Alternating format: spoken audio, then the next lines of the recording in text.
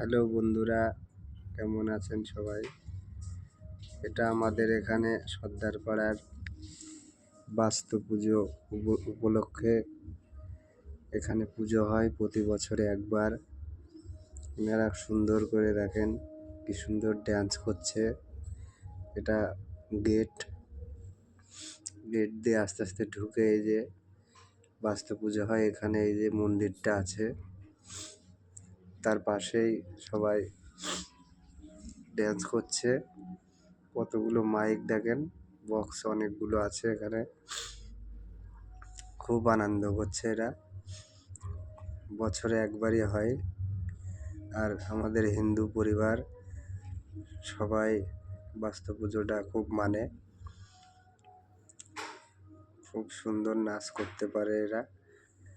আপনাদের দেখে যদি ভালো লেগে থাকে একটা কমেন্ট শেয়ার করবেন।